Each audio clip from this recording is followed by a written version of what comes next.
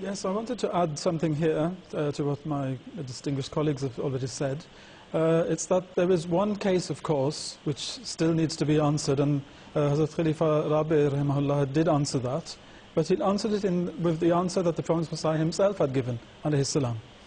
And it was posed to him by a French convert to the Ahmadiyya Muslim Jamaat, who said that near my workplace there's a mosque, and there's an imam there who does not know anything at all about the Imam Mahdi alayhi salam. Is it all right for me to pray behind him on the premise that he's totally ignorant of the claims of the Promised Messiah? So just as the Promised Messiah alayhi salam had said to an Arab Ahmadi at the time, he said, your first duty is to go and inform him of my claims. Now, Hazrat Khalifa Rabi' also gave a practical way to go about it. He said, you should tell the imam that I am a believer in the Imam Mahdi alayhi salam. I give you the glad tidings, the good news, that he's arrived. Now, here are the books, you know, relating to his claim, and it's your duty to study them, because of what the Holy Prophet Muhammad said, that when you hear of him, then you have to go to him, even if you have to go وَلَوْ حَبْوًا عَلَى الثَّلْجِ, even if you have to go on your knees, crawling through snow to reach him, then you have to go. So he'll be bound to read the books, but he must make an announcement in front of his congregation and say that within this amount of time, let's say 2 weeks, a month, I'm going to be, I will have read all these books and I would have studied them and prayed, and then on this particular date I will announce my decision, whether to accept him as the Imam Mahdi or not. So Huzur said that this is to show that we are not the ones who reject the fact that we shouldn't pray behind these people. Huzur said all the while that he is studying the claims, you can pray behind him, because he's studying the claims. He hasn't rejected them. He hasn't rejected him. He said, but if he refuses to study the claims, then the question ends there. So you will not pray behind him. He is an opponent of the Promised Messiah. If he refuses to announce his decision, then he's a hypocrite. So again, you don't pray behind him. He's disqualified himself again.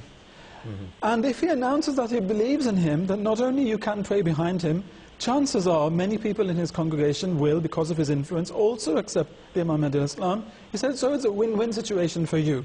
In any case, whichever case comes out, you will know what you have to do.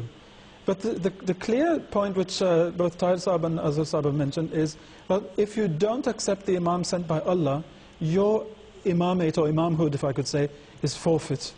You forfeited your imamhood, and so no one has the right. And I always, personally, I pose this question to non-Ahmadi Muslims. I say that if, just for the sake of argument, let's say the Imam Mahdi, according to you, comes, and you accept him, and we reject him, and not only reject him, but we foul-mouth him, and we oppose him, and we do everything in our power to stop his message, would you pray behind us? And they all say, of course we wouldn't. I said, well, there you go. You have to understand the position we are in. We're in exactly the same position.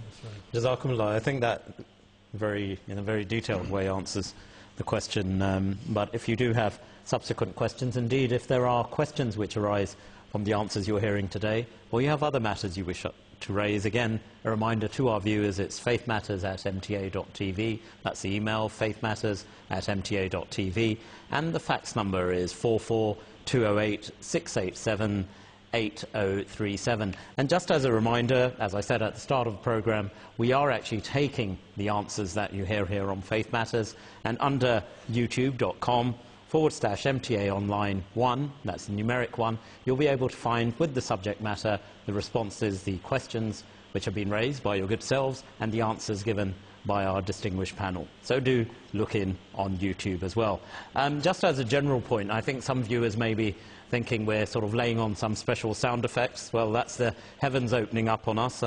As we talked earlier, the sun isn't shining, but it's certainly raining here in the London studio, so we hope that's not disturbing your enjoyment of the program too much. You've got a solution? Send it in. You know what the email is.